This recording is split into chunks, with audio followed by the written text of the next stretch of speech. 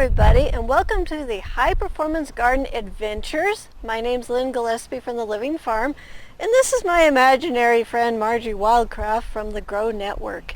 And today we're going to explore her garden and see what's up and what's going on. Marjory is out scouring the world, hunting down new information so it's easier for you to grow food and grow medicine, and she'll be back next week.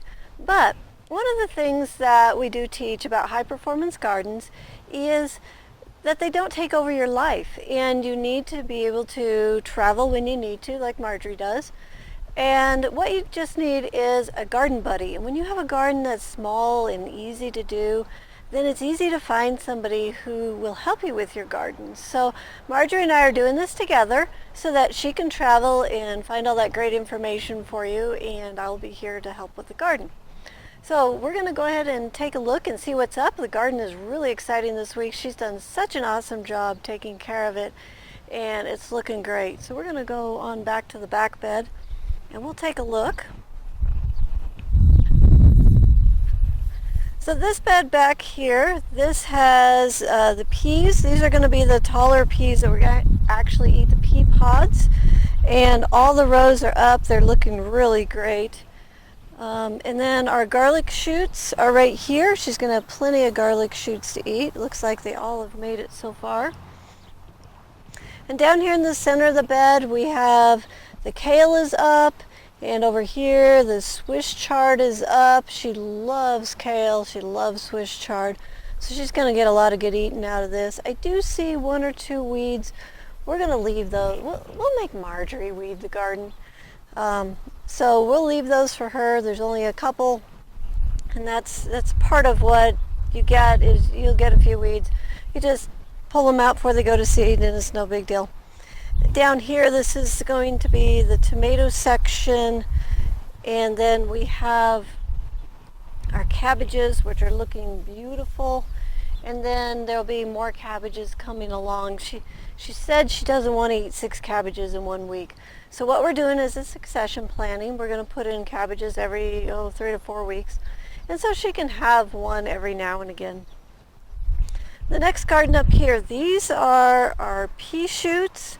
These are the ones that we're going to eat fresh as peas. So next week she's actually going to have a harvest out of her garden, which is really exciting. And then we have some of the turnips in the front and in the back, the salad turnips, and they're coming up. They'll be ready to eat in about 3 or 4 weeks.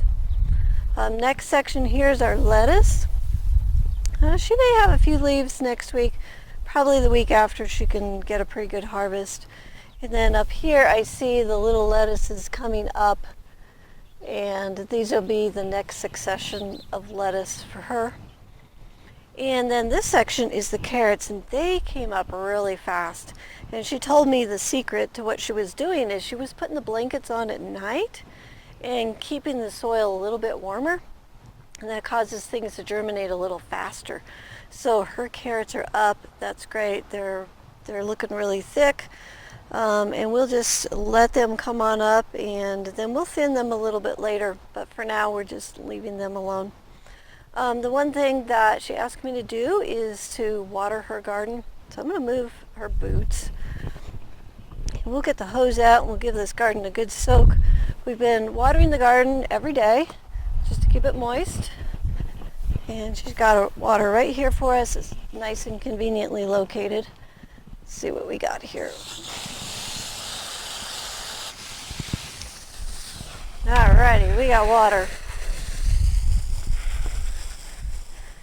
So the secret to getting the seeds to germinate well is consistent moisture. And just by watering this once a day, just coming through here, it does a really good job of getting things to germinate.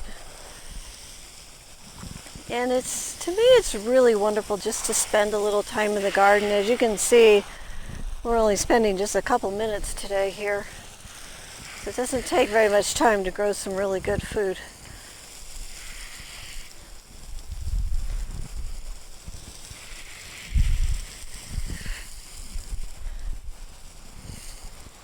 Okay, one more time for good measure. Make sure I get the blocks really well, because they tend to dry out a little bit faster. So if you like to travel and you would like to garden, then I suggest that you just find a garden buddy and the two of you grow a garden together. A garden this size could feed 2 people really easily. And there'll be plenty for everybody, so you get your freedom in your travel and you get your good food. So it's just a really good deal to do it together.